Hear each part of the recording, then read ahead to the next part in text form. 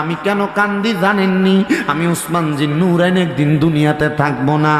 আমি উসমান জিন নুরাইন আমিও কবরে চইলা যাব গো। আমি কান্দি, আমার কত পরিচিত জন না আমি উসমান জিন নুরাইনের সামনে আসবে, এরা আমারে সালাম দিবে, আমি উসমান জিন নুরাইন তারার সালামের জবাব দিব না। আমার নবী কই উসমান জিন নুরাইন এই কথা চিন্তা করে করে কান্দ। মনে রাখবারে তোমরা এমন একজন নবীর পাগল, এমন একজন নবীর আশেক, এমন একজন নবীর সঙ্গী সাথী তোমরা। মনে রাখবা, মনে রাখবা, মনে রাখবা। আমি নবী বইলা দিয়া গেলাম, তোমাদেরকে শুধু সালাম দিবে না, তোমাদেরকে শুধু সালাম দিবে না, তোমাদেরকে সালামও দিয়া যাবে এবং তোমাদের পক্ষ থেকে সালামের জবাবটা আমার আল্লাহ রহমতের ফেরেশতারা আদায় করে দিবে। আমার মুসলমান ইমানদার, আমি আপনাদের কাছে একটা সাবজেক্টের উপরে বয়ান করব, যে এই সাবজেক্টটা আমাকে মাহফিল কমিটি বেঁধে দিয়েছেন। আমি আল্লাহ তাআলার কালামে হাকিম থেকে কোরআনের আয়াত তেলাওয়াত করেছি। ওই আয়াতের আলোকে আমি আপনাদের কাছে নবী একটা হাদিস শোনাই। আমার নবী রাহমাতুল লিল আলামিন নবীজি একদিন মক্কা শরীফের রাস্তা দিয়ে হেঁটে হেঁটে যাইতেছেন। আমার নবী বলেন, আমি তাকে দেখলাম রে জান্নাতুল মুআল্লার সামনে দাঁড়ায়া দাঁড়ায়া আমার নবীর কলিজার টুকরা সাহাবী হযরত ওসমান রাদিয়াল্লাহু তাআলা আনহু কাঁদতাছে। আমার নবী কই, ওসমান,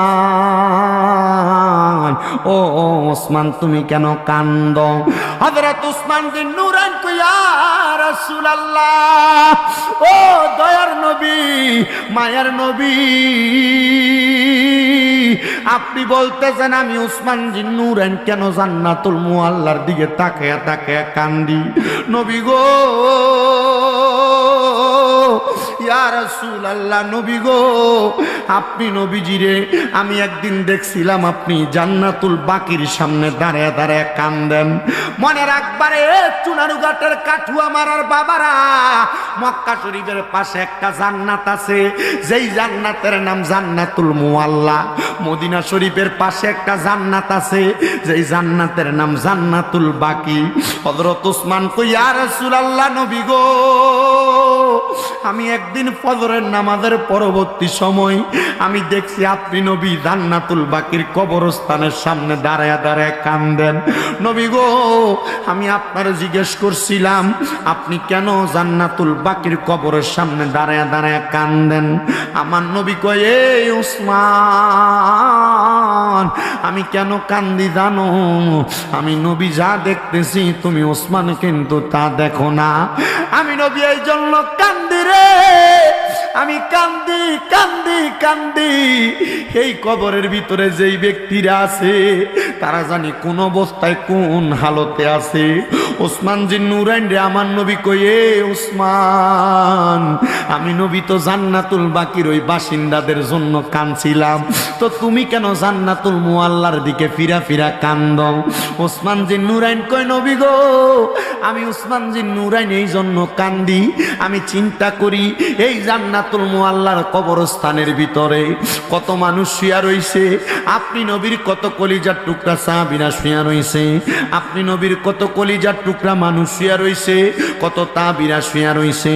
কই নবী গো, আপনি নবী তো জান্নাতুল মুআল্লার সামনে আসলেন, তারা তো তাদের কবর থেকে ওইটা আপনি নবীর আগে যেমনে সালাম দিত এখন তো তারা সালাম দেয় না।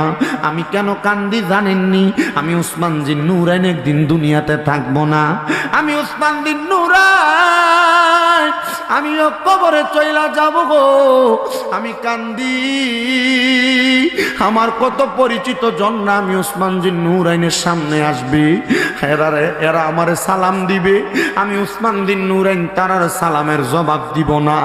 আমার নবী কই, ওসমান জিন নুরাইন এই কথা চিন্তা করে করে কান্দ।